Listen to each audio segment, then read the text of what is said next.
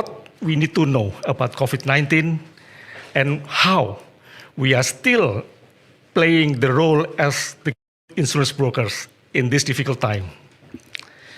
And now, for episode 2, podcast today, we will talk still in relation with COVID-19, but from another perspective. We will discuss about whether this pandemic or endemic can be covered by insurance. Many clients now is asking about their policy, whether can cover of business interruption following this pandemic or epidemic or not.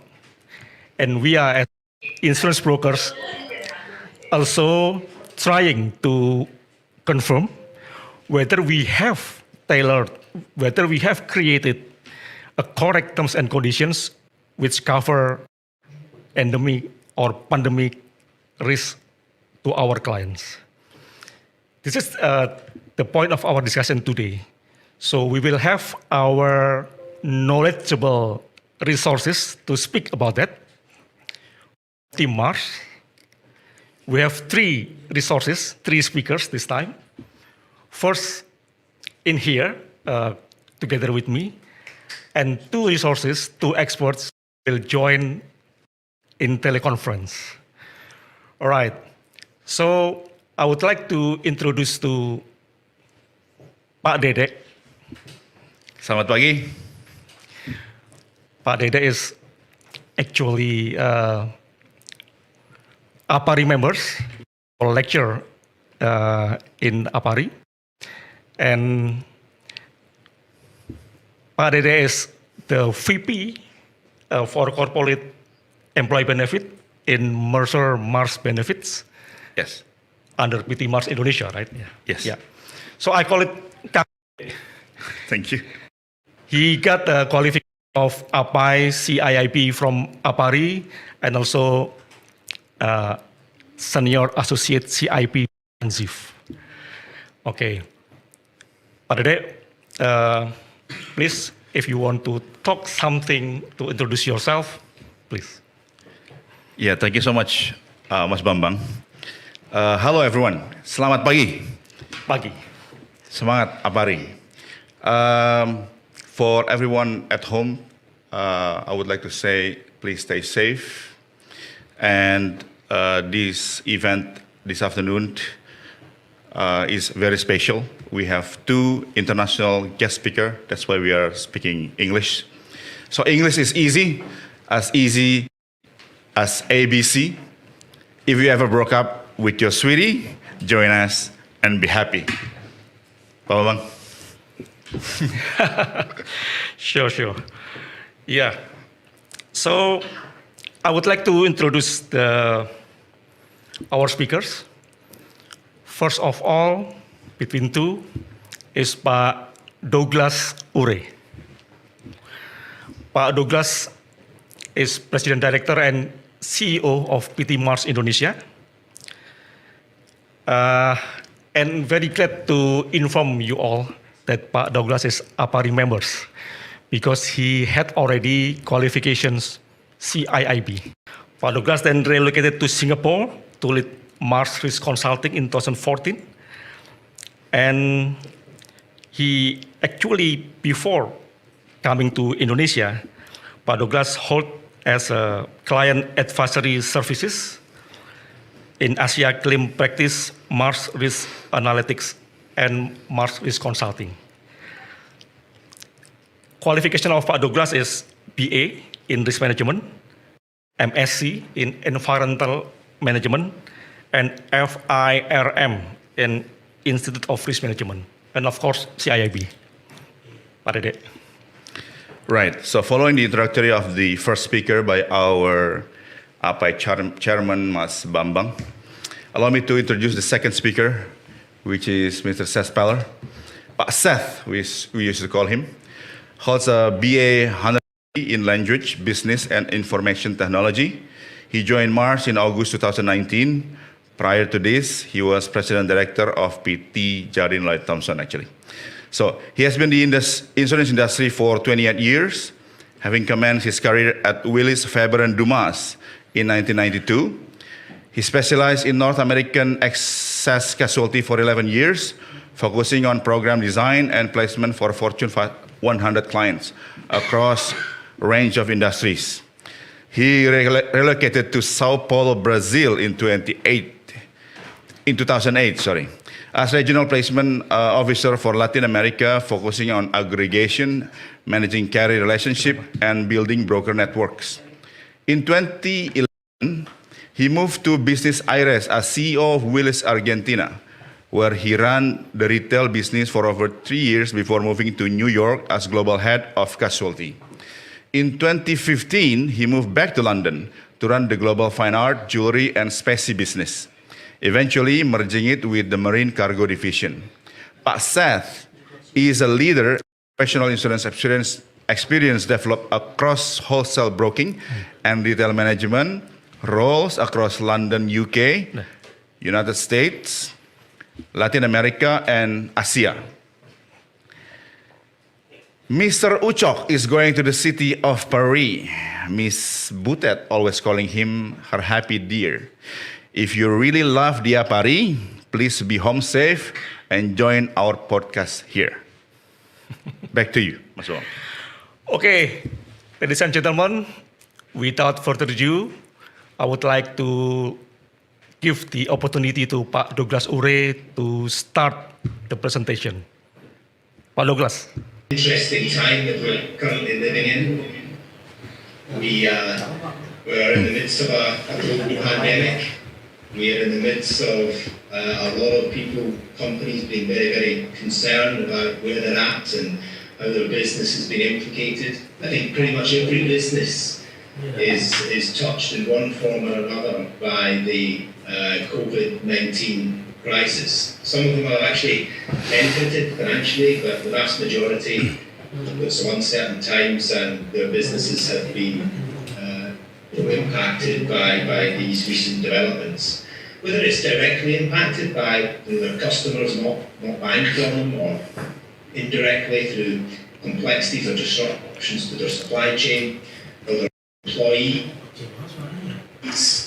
not being able to work remotely, or be able to even come to work. So we've seen a lot of clients talk to us, and a lot of client inquiries about how they can respond to COVID-19, both right and into the crisis in terms of planning for the future, looking at the business continuity plans, testing, stress, home working arrangements, right through to asking questions about what insurance coverage or what insurance solutions are available.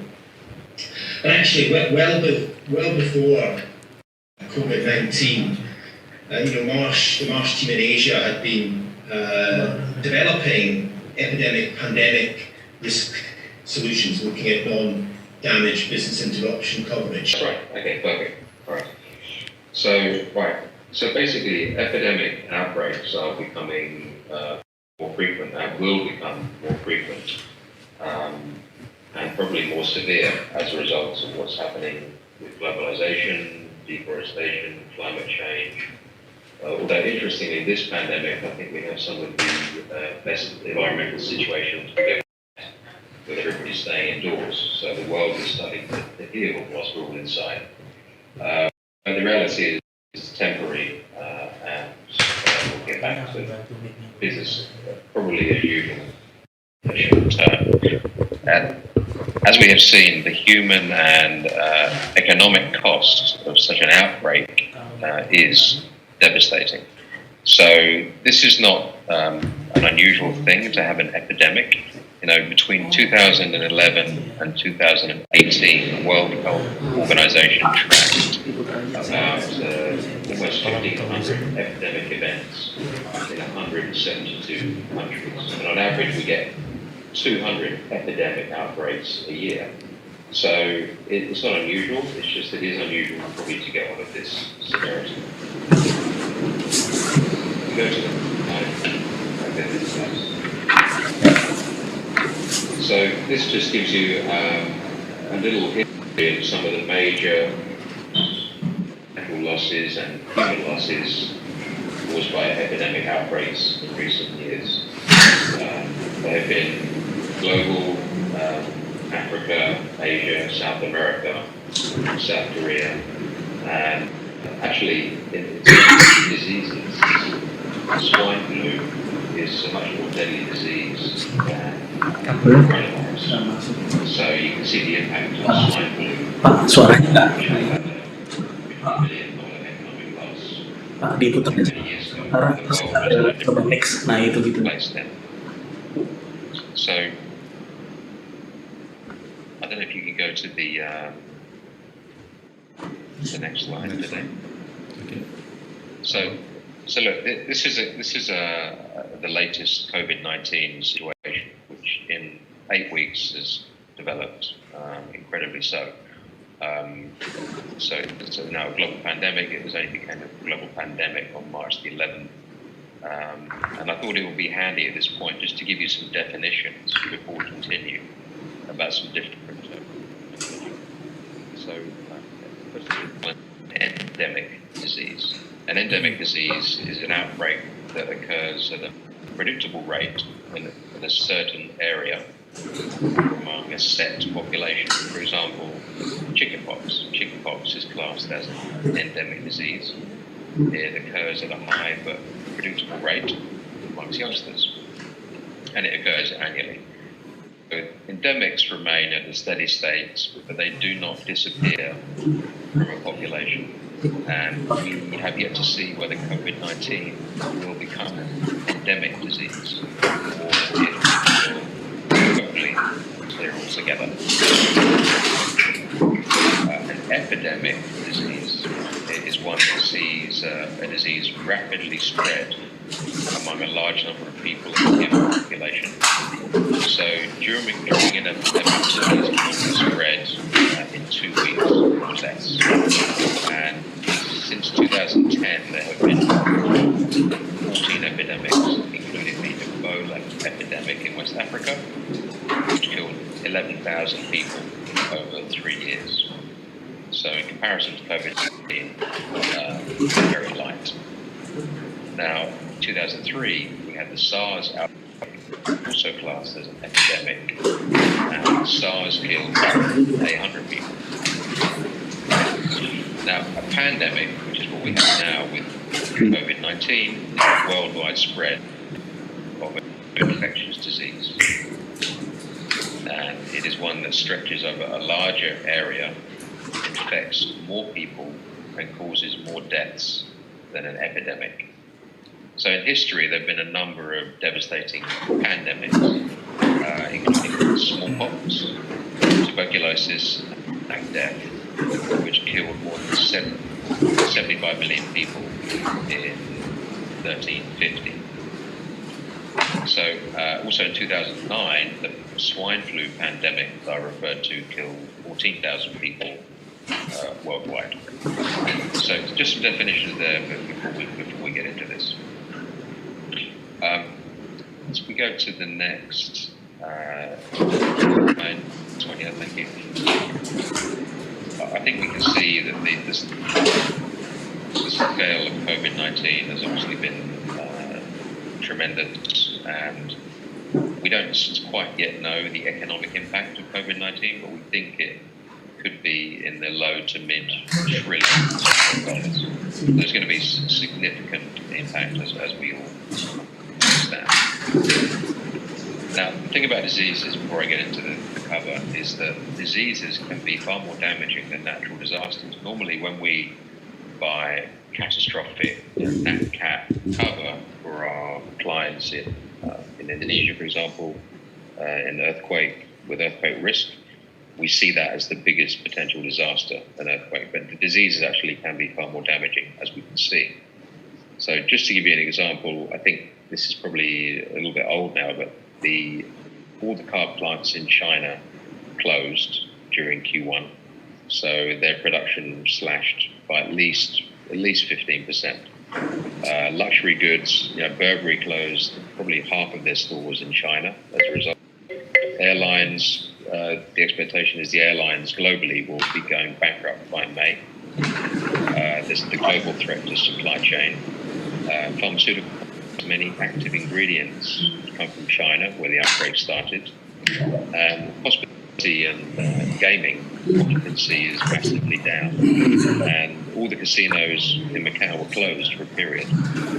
So the reality is that the opportunity exists on protection for this growing and more severe risk to many of our clients.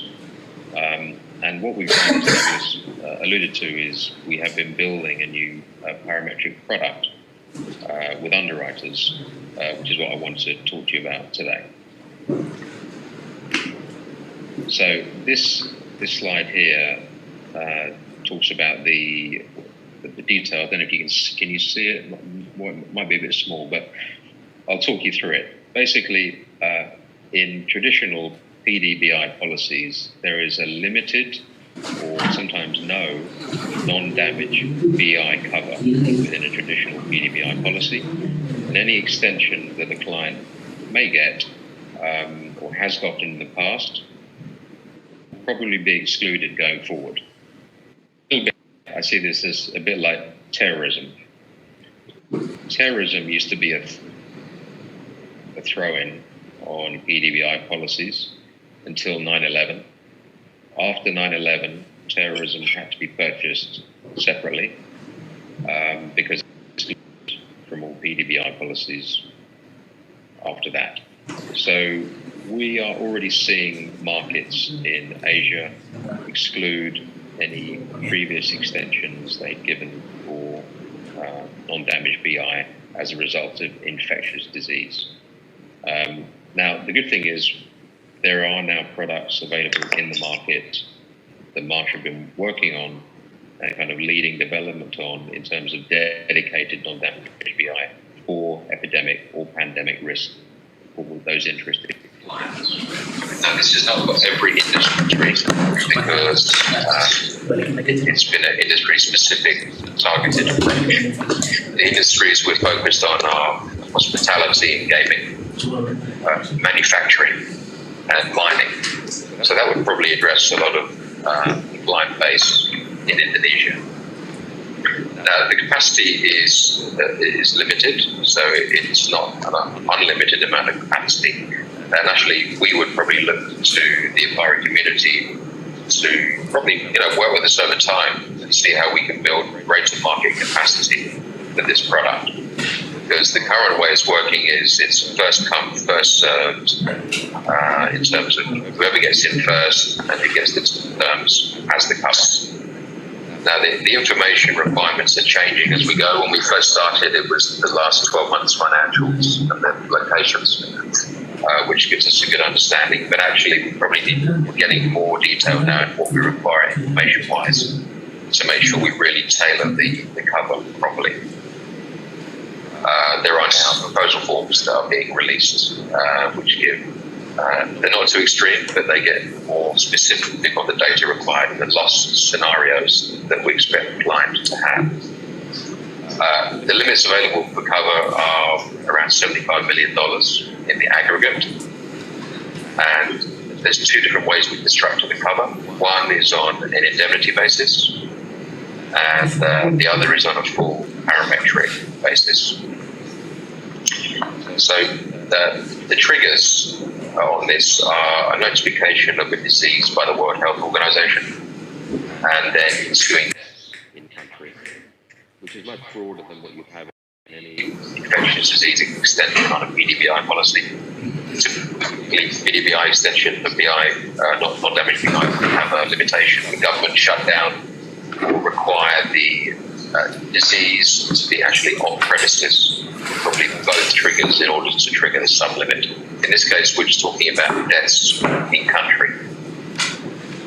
And the problem with a disease is that it has a lingering effect, as we can see. So normally in a PDBI policy, you'd have a loss of attraction adjustment, what we call a wide area damage clause, which would reduce any claim made under the already limited extension, whereas we don't have that limitation in this product.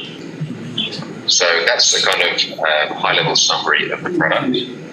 I guess we go to the next slide, please. Before I go on, any questions, any comments so far?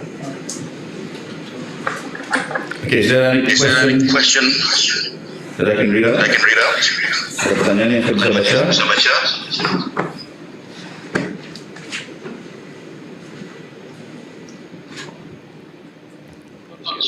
Okay, you can go on. I'll continue. So this slide starts with, first of all, the World Health Organization dot in yellow. As soon as there's a notification of an outbreak, the policy triggers and it gives the client $50,000 in crisis management fees to deal with the immediate costs related to potential outbreak, epidemic worsening, such as new temperature, gear, and face masks, etc., which is what we see. So a lot of expense, and that's an additional expense that you get back. The client will get back over to back. Then we can actually structure it in different ways. This is not probably the best way, but this is an example where, depending on the client's concern, some clients only want cover for small outbreaks.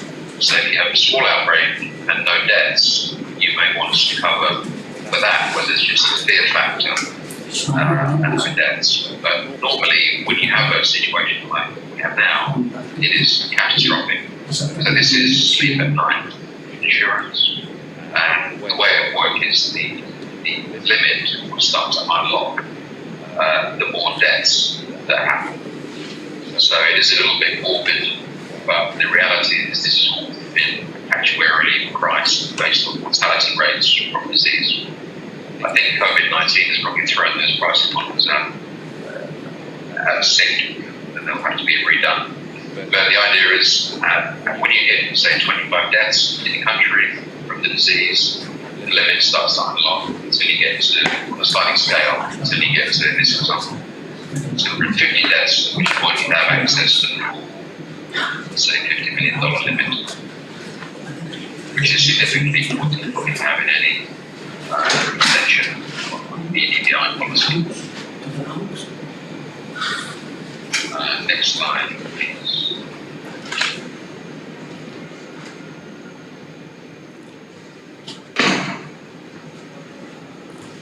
So here's a kind of summary of the triggers that we're looking at.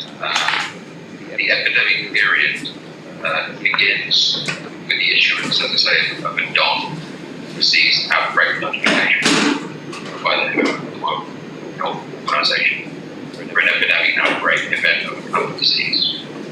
Now the idea is the policy covers all unknown diseases. COVID-19 was an unknown disease. And there are certain exclusions which I'll come on to in a minute. But it's pretty much covering the unknown.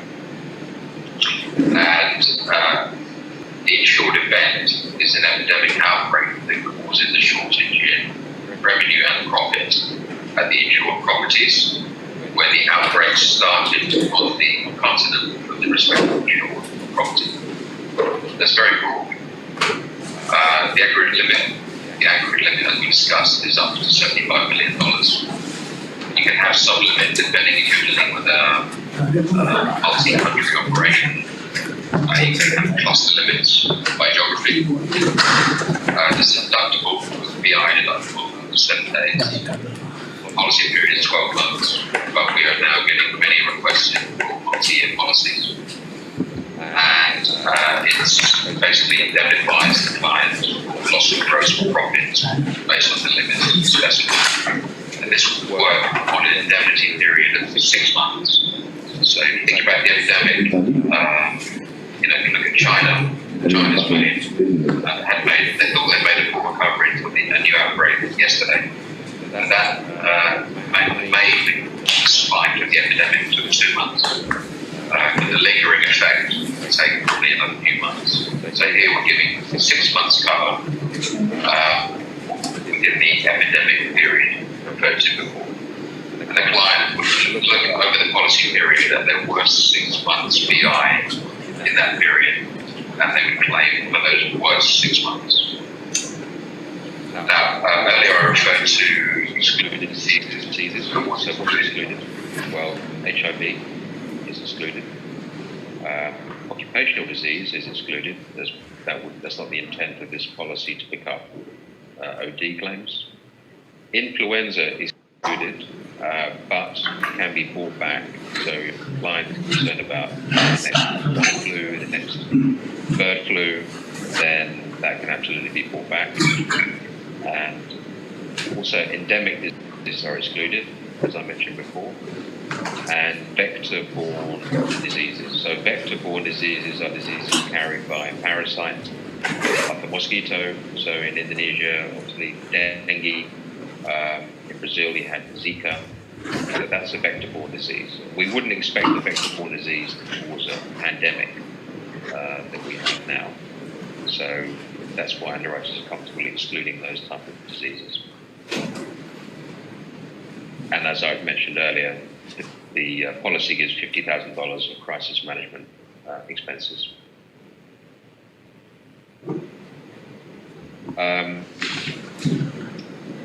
Just have a note here actually that vector-borne diseases, for those that are interested, account for around 17% of all infectious diseases annually, causing around 700,000 deaths annually. But there are normally 96 million cases of dengue annually. So in terms of number of cases, coronavirus still has a long way to go just to beat dengue. If we go forward a slide, can we, today, please? Yes.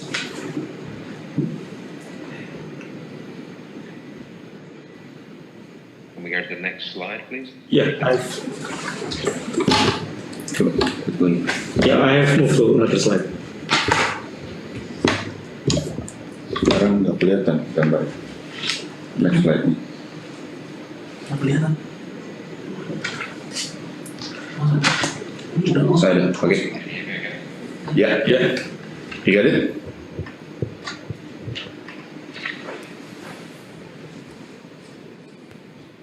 You got a slide. coba. Saya nggak mau. Yeah. Can you get the slide? You see the slide? Yeah, the slide is illustrated there. Illustrate.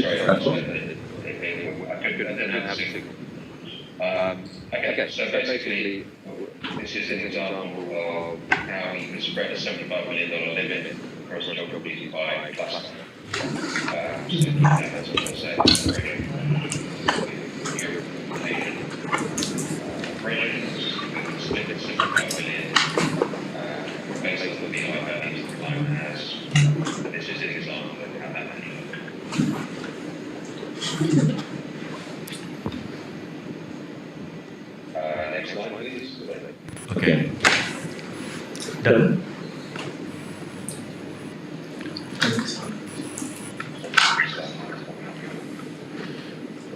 If you see YouTube, it's time lag difference.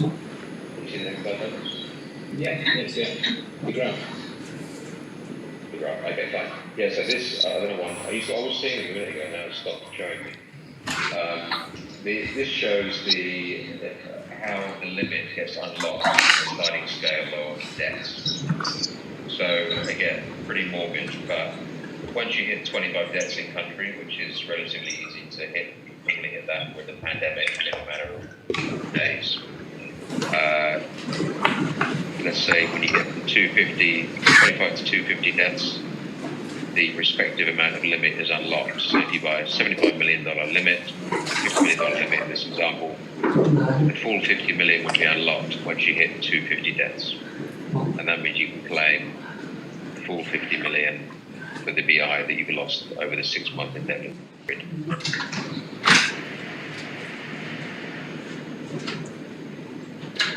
Okay, next slide, please.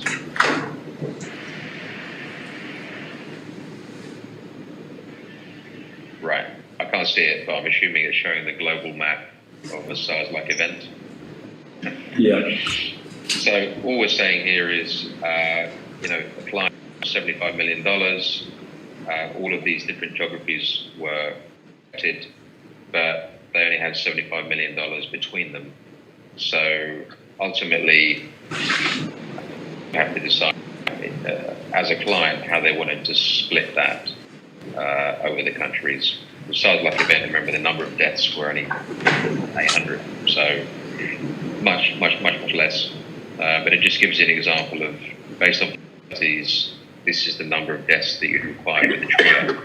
So China would have triggered, Hong Kong would have triggered, Singapore probably wouldn't have triggered because it would have just triggered above 25, but they were only got a small amount of the limit available, 33 deaths. So there you go. That's the kind of very high-level summary of the product that we put together and that we are working with. I mean, I would actually like, I'm not sure which clients in Indonesia, are interested in this type of product, but I think I would like us to see if there's any way we can develop more capacity with this product in the Indonesia market, in Asia market actually, but particularly Indonesia, because I think it's a product that now clients are more interested in having than ever before. So I'll open the floor to any questions or comments. Okay, you have done with your presentation, Master. That's me. Seth, it's Douglas here. Are you getting any, and you have to repeat my question for the YouTube recording, but are you getting much interest from clients across the Asia region on this particular? Are you seeing any sort of covers getting bound? I mean, what is the sort of appetite, if you like? Yeah, so probably the word I'd use is mandated. We are currently have more inquiries than I could have imagined at the time. And not just from Asia, but we have inquiries coming from all over the world. And it's not just coming from clients, also getting inquiries from jurors who are interested to offer this cover for their portfolio. So we have, I mean, again, it's going really well. And we're probably expecting it. There's maybe one tomorrow, starting next week. The team is working on this, and I think they're close to getting some orders. So we have a huge pipeline, and I'd say current waiting time to get a quote is 4 to 6 weeks, just because of the pipeline that we have in place. And this includes events. So we've had some inquiries on event cancellation. Normally event cancellation would not pick up infectious disease cover, may not pick up infectious disease cover. And where it doesn't, we've been asked if we can buy back that cover through this product, which we've done.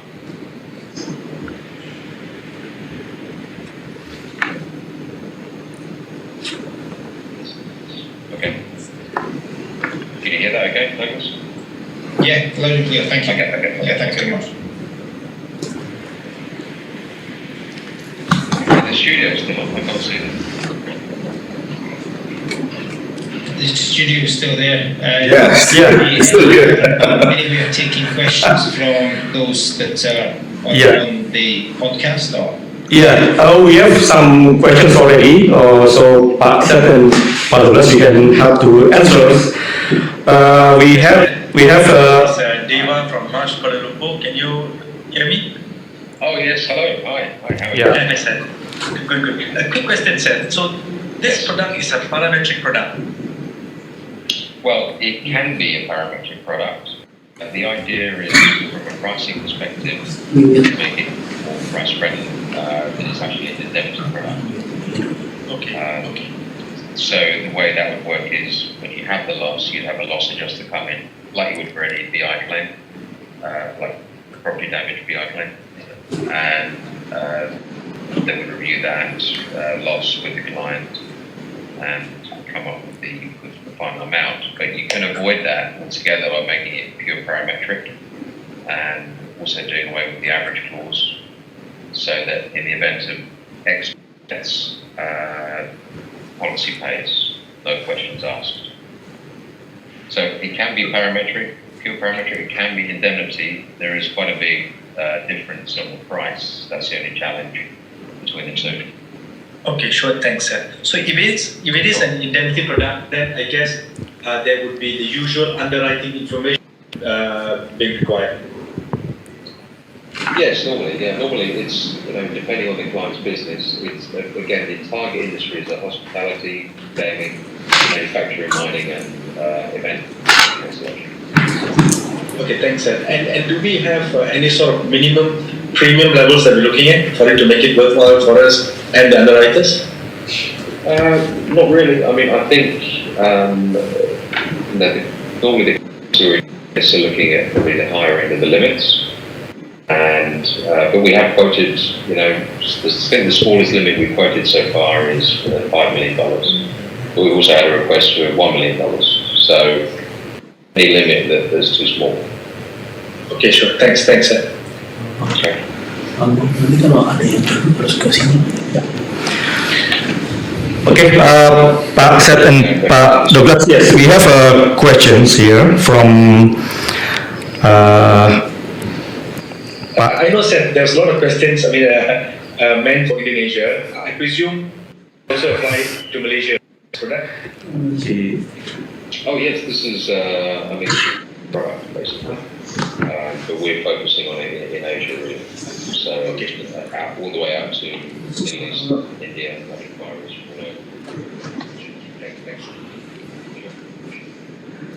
Okay, Pak Seth, we have questions. What local insurance company that already collaborate or work together with Mars to market this product? And yeah. Do you have any questions in the studio? Yeah. Can you hear me, Pak Seth? It seems like Do you have any questions in the studio?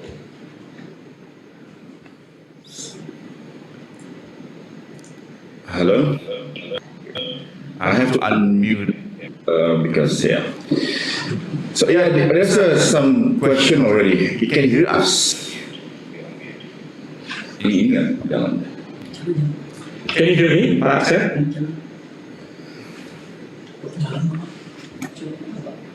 Can you hear me? Seth, can you hear me? Yeah, hang on. Pak Seth. Yes. Ini nggak jalan. Coba Pak, jalan. Okay, can you hear me now? Now we can, yes. Okay, so Mas Loma here have questions for you to answer coming from our YouTube podcast. Go ahead.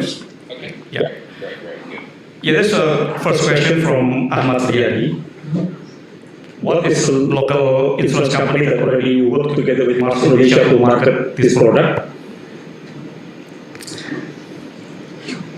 I lost you there, sorry. Broke up at the end. What's the local insurance company?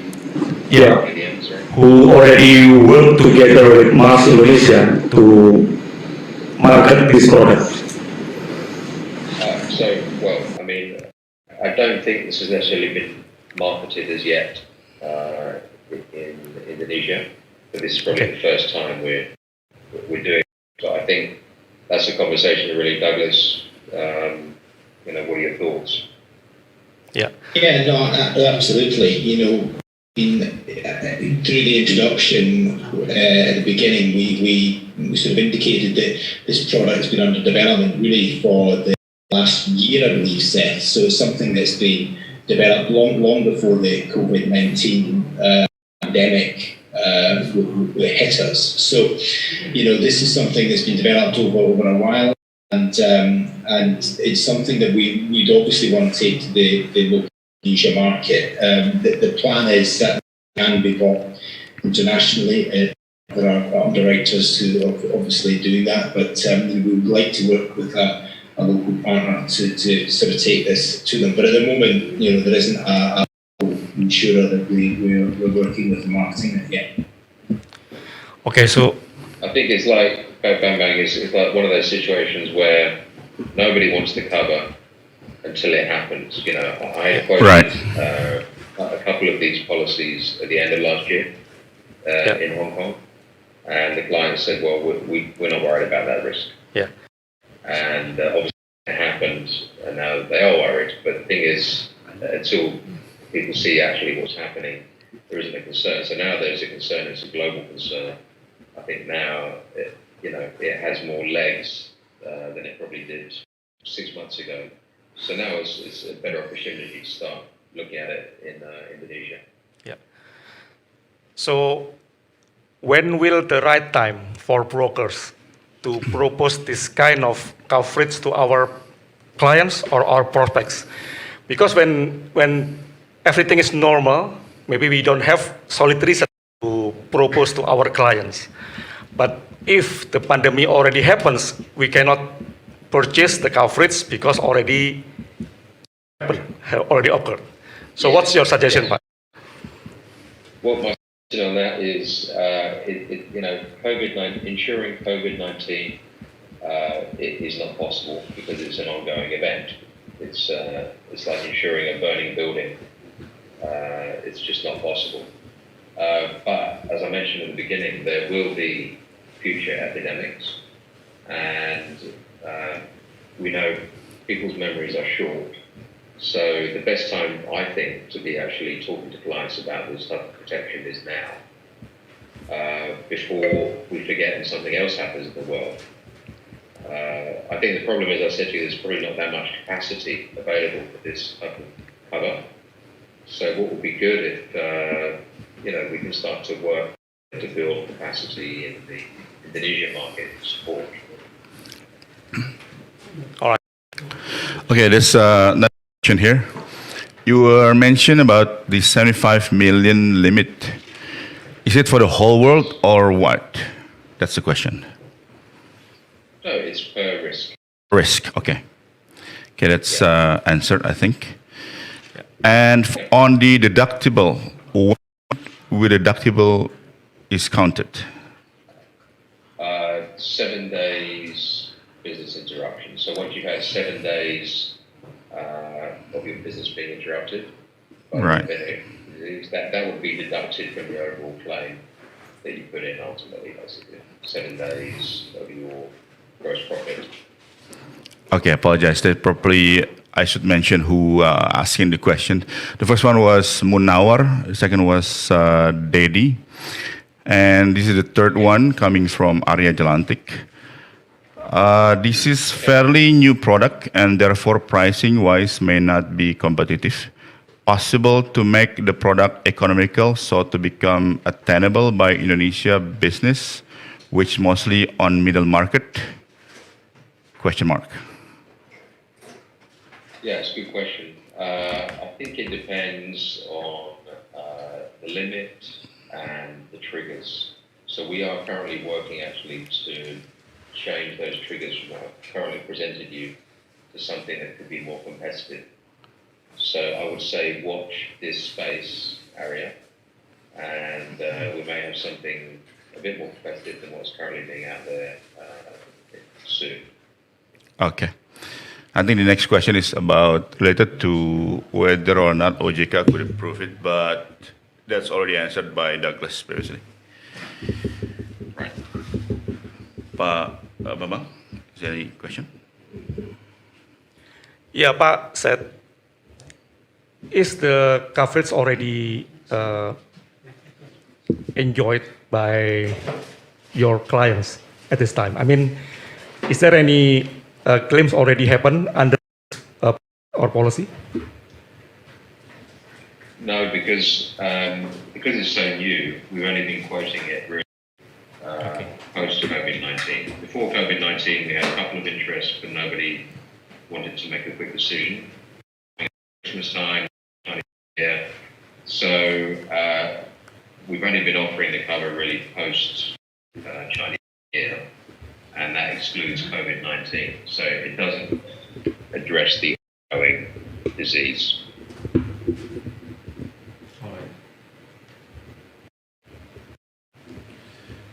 That was the question. Yeah, we are actually looking for more questions. Is there any question from the floor? From YouTube postcard viewer, please do so. In the meantime, can you explain about what is the consideration to divide the limit under clusters? Yeah, so I think it's really if you have operations, let's say you're a hotel chain and you have hotels in Indonesia, hotels in Malaysia, Singapore, Europe, for example, then you might take the $75 million and depending on the BI values at each location, you may want to split that 75 million. You could even split it greater than 75 million, but all you would have available in the event of a claim is 75 million in the aggregate. But based on the values at each location, you would try to give an appropriate limit based on those values. Right. Seth, that's another question from me. I hope you don't mind. No. I was just wondering, because I mean, the wording and the marketing of the product, as we discussed, has been progressed, way before COVID-19.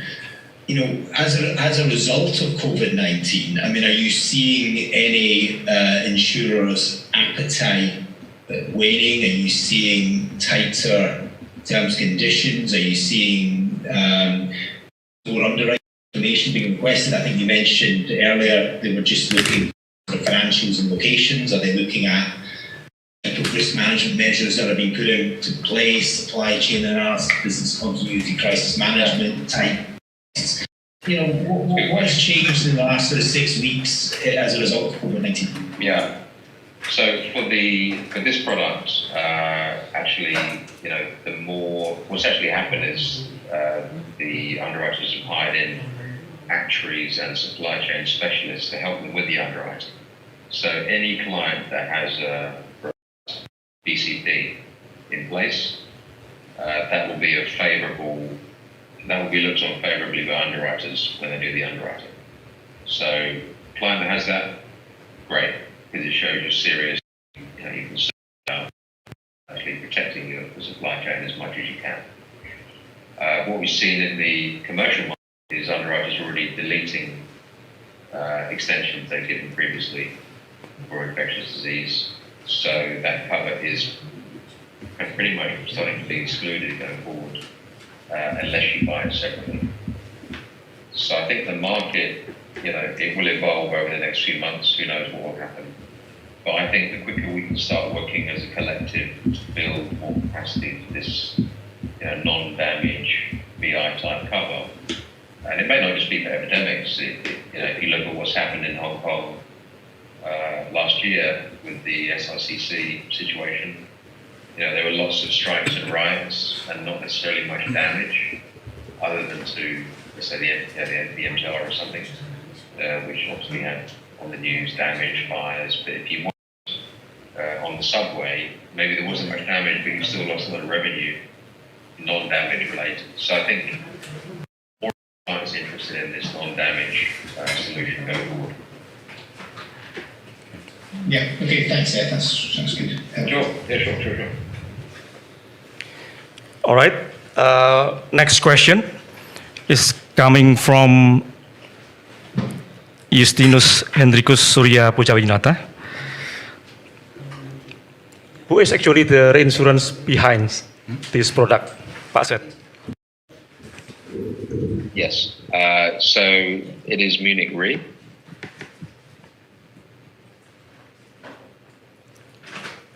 That's Munich Re, yeah? Munich Re, yes. Okay. The next question from Sofia Liberta. It is only for human infectious disease only.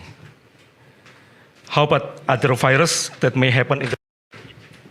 Is it covered with this product? Sorry, other virus that may happen in... You broke up, sorry.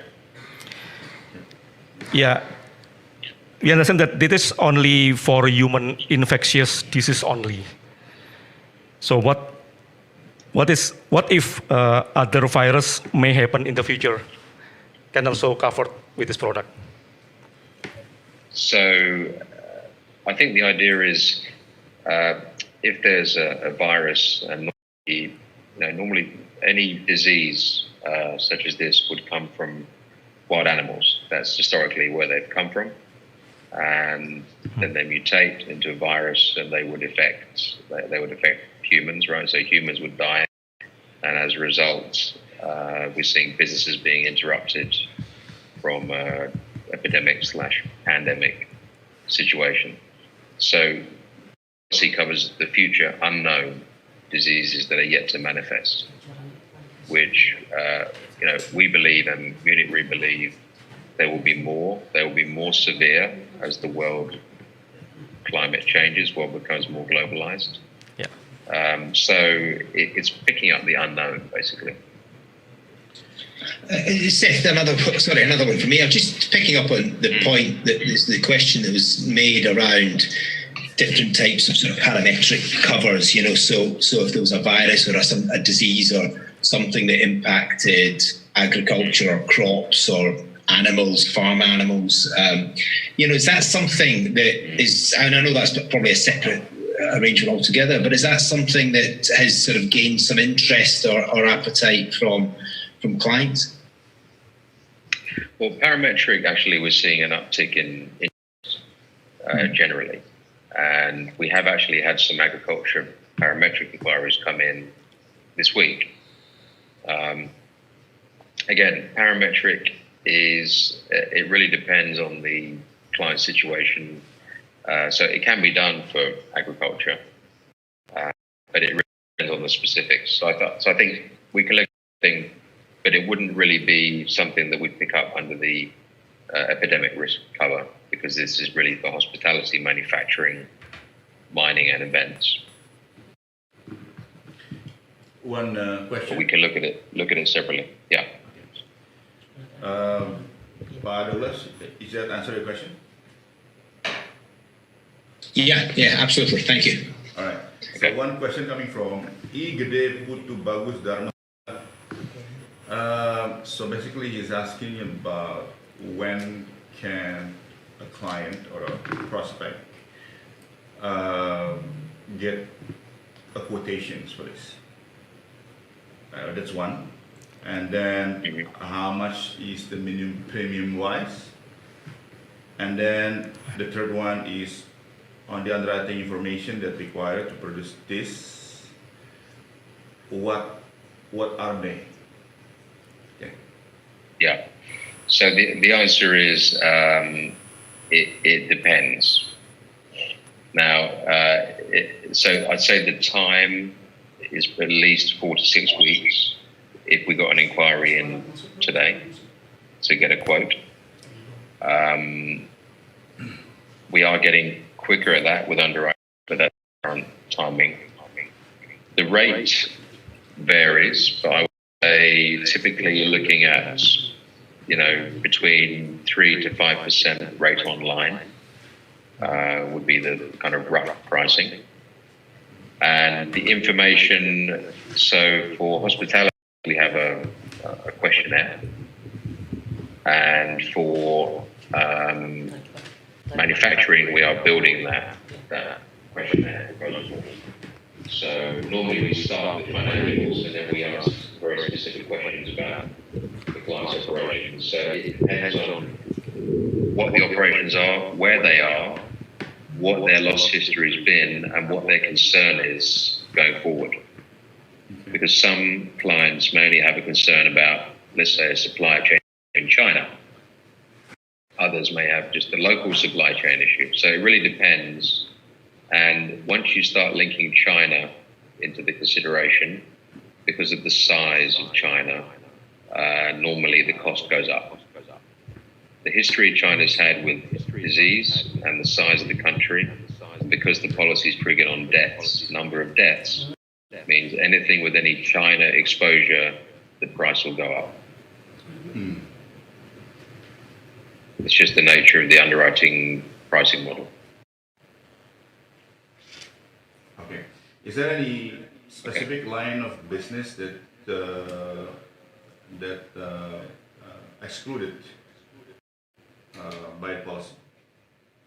I don't think anything's excluded, but the model is only built for these 3 or 4 industries right now. So probably in time is something we can look at, looking at other industries. Expertise and the appetite right now is for hospitality, manufacturing, mining, and events. Okay. Okay. Yeah, Pak Seth, we have another question from Pak Novarianto. Is this policy will be issued separately on non-damage BI only, since client mostly have property damage business interruption? Yes, it would be. Yes, so you'd need a local front in Indonesia to front, because it's basically a reinsurance product. So that's the challenge, I suppose. But you would need a local team to support. All right. So the next question from HPC. We don't get the full name of the. So, is there any concern or issue related to civil authorities clause or government policy? Not at the moment, no. We are in discussion at the moment with underwriters, because they are talking about using that. What underwriters don't want is, businesses shutting down voluntarily, and as a result of voluntarily shutting down, claiming under this policy. So the idea is, for manufacturing, it really should be a government shutdown in order to trigger the policy. But as you see, when you have a pandemic like this and you have this in any country, government shut everything down anyway. So it's almost an academic situation. Yeah. But there's no but on hospitality, that's not one of the triggers. It's not required to have a government shutdown. Right. It's just deaths in country as a result of the outbreak. Okay, thank you. Yeah. While still waiting for another question, I would like to take a moment to inform to audience about our donation, because last week we opened our donation, and thank you for all of you who already donated. We have until now about 40 million something rupiah, 40 million rupiah. So thank you. And actually, we have APARI have donated 50 million rupiah to the hospital through our partner Aparindo and also PT Cipta Integra Duta insurance brokers. We had both personal protective equipment like mask, goggle, also like nutrition, food, medicine, vitamin, and we will distribute the aids on tomorrow to 3 hospitals in Cibubur, Ok, and Bekasi. So thank you for all who donated. We still open the donation until tomorrow, 5 p.m. So please support us to help for health workers who actually being the front line to help curing the COVID-19 patients. Okay, so we have another question, Pak. I think Douglas is intrigued there on the donation side. What's that? I think Douglas is intrigued on the donation side there. We'll see. Of course, yes. Okay. Yeah. So yeah, I think we have got all questions answered. Oh, hang on, there is another questions. Okay, sure. Need more explanation on how to calculate the indemnity. How to calculate the indemnity, what in the event of a loss, you mean? In the event of loss, correct. Yeah, so there will be a definition in the wording, which would explain that, but it will be a standard BI definition that we believe is in the best interest of the clients, and ultimately the loss adjuster or the underwriters will go in and review that, see if that matches their expectation is. So we don't have any generic wording stage because it's under development, but every client has a tailored wording, so it really depends if you have indemnity again or parametric, but that will be, we will discuss that as we go through the placement on each case. All right. So another participants give support because there is we think that this is a very, very good product because also insurer will provide like crisis management allocation fee. So that is a good, Yes. yeah. Yes. Yeah. Just to clarify, that amount, it's not paid up front, it's reimbursed. So as long as the client can show receipts for spending or due to the outbreak of an epidemic and the situation, then that money is being paid back. Also, the client gets consultation to the agrees epidemic expert consultant company. Yeah. Okay, participants, is there any question? Because we still have our knowledgeable speakers in here.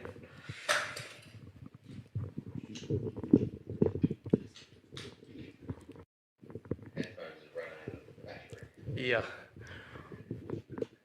Okay, I think. Oh, yeah.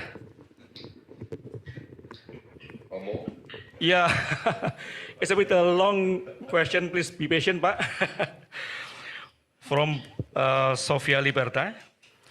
Just to emphasize for the standard infectious disease clause remains to have requirements as below. First, must be human infectious disease. Second, must involve closure on the insured premises. Third, disease must be found at the insured premises. Fourth, closure must be on the order or advice of a competent local authority. So closure of premises due to prevention action advice from the government is not covered within the infectious disease clause. Is that a question to me or? Yeah, your comment, Pak. Oh yeah, my comment is, again, I think it depends, right? So it depends on the market, it depends on the country, it depends on the client, it depends on what was negotiated, when it was negotiated, if it was ever looked at. You know, I think we've seen that in some countries, cover can be broader than in others, and I think it's just down to maybe historical negotiation with individual clients. So, but I'd say yes, as a general rule, those are exactly the requirements that I've seen that makes obviously any claim for infectious disease under BI, with already having a sub-limit, you're going to need all those to satisfy all those conditions, which makes it challenging. Yeah.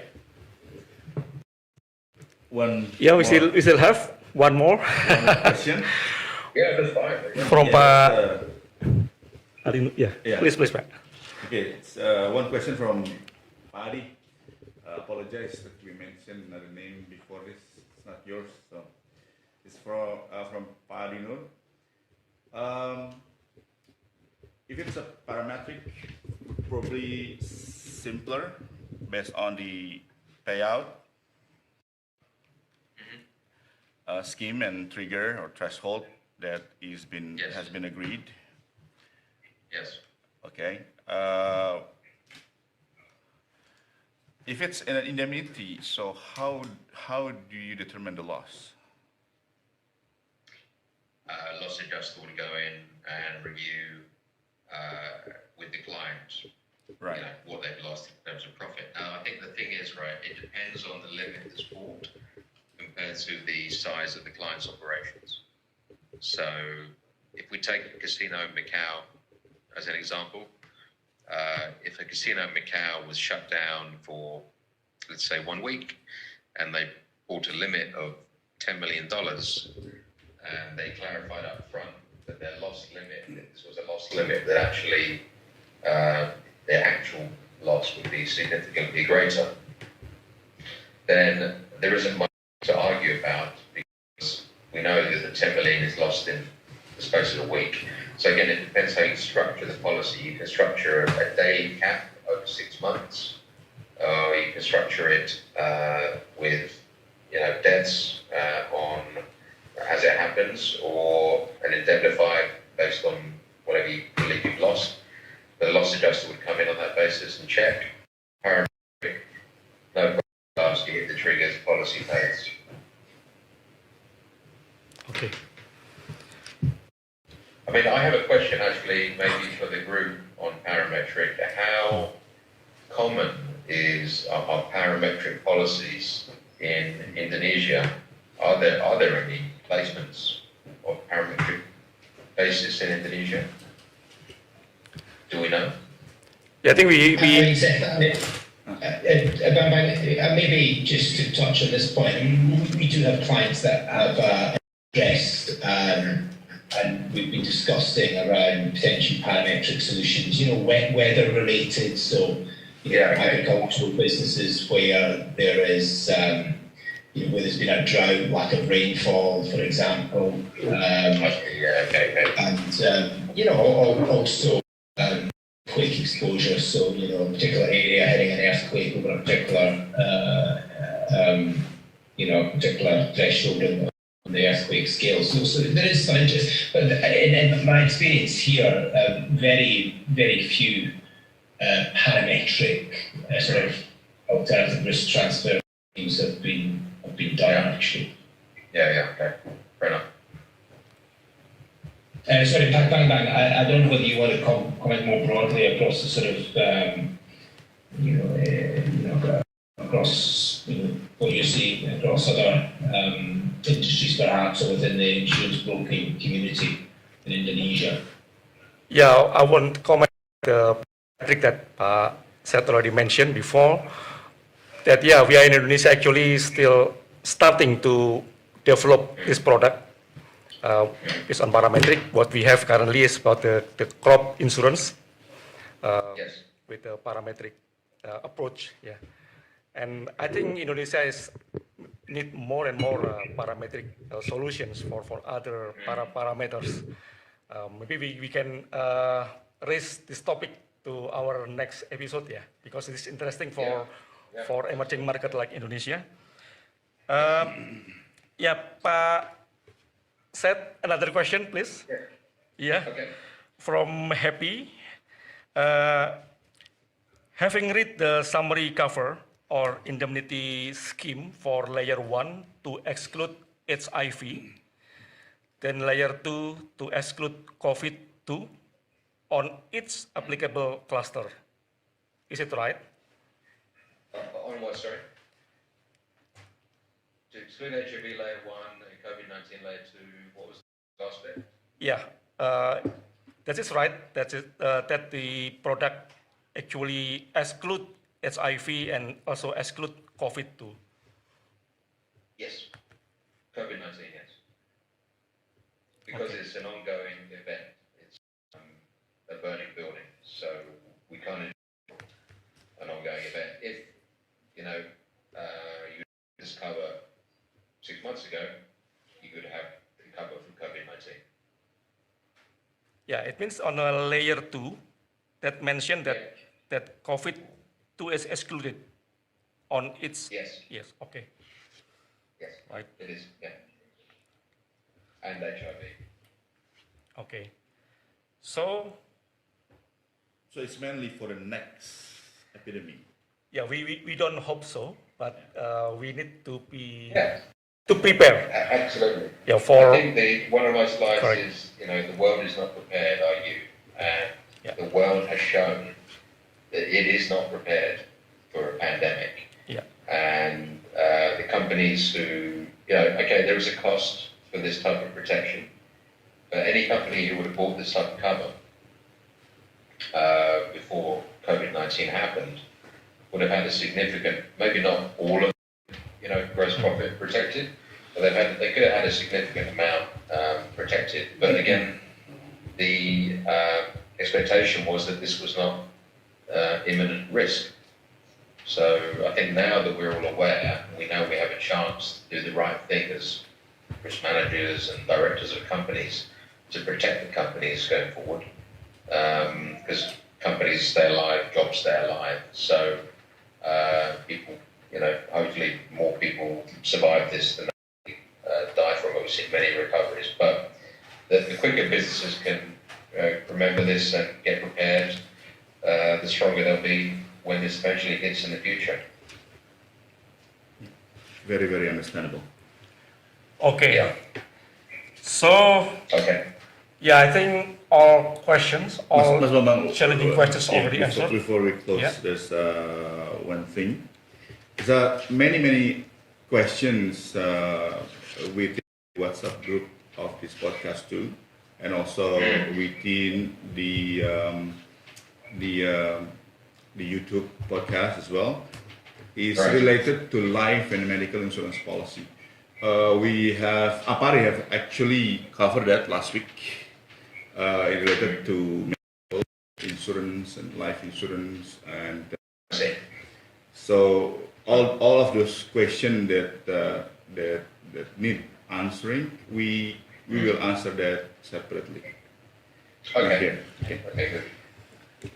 Okay, for participants who maybe have not a good connection to listen our sound in this studio, so you can rerun the record later on with a clear sound. Yeah. Yeah. Okay. So as a closer, let us read out some phrase here. In Indonesia, in this time of COVID-19, where our way of life are threatened and most likely forever change hereafter, our insurance broker industries are challenged to create a meaningful action. Pak Bambang, with all of the senior associate of APARI, that is Indonesian Insurance and Reinsurance Brokers Associations, because this broadcast not only in Indonesia, it's important for all the people understand who is APARI. The community of insurance broker business has come up with this idea of holding a podcast-like event starting first time on Thursday last week, 26th of March, talk about the global pandemic, where the qualified doctor last week and insurance broker practitioner spoke and shared about the generic situation and knowledge on COVID-19 and how insurance broker in Indonesia can generally combat it. And today, April 2nd, the next week, the action continues by arranging our two international guests. Thank you so much, Pak Seth and Pak Douglas, joining us through Zoom from secure on location to talk about program that may save future clients' business, a show and tell to the epidemic resolution, coverage, and policy trigger. Thank you so much, and Pak Bambang will close this session. Thank you, everybody. Okay, thank you very much, Pak Seth Pearl, Pak Douglas Ure, Pak Dede Dewantara, Thank you. and also technical team, Pak Audit and Pak Rama, who support us to make it happen, our podcast today. And we still with our donation. We still with the donation until tomorrow, 5 p.m. Please, to help the health workers to defend our victim of COVID-19. Okay, so we will meet again next Thursday. Thank you very much. Hopefully, this event useful for upskilling our knowledge on endemic or pandemic risk solutions. Thank you. Siang-siang naik Thank you. taksi. Cukup sekian dan terima kasih. Yes. Thank you. so much. Terima kasih. Thank you. Thank you. Goodbye. Bye. Right.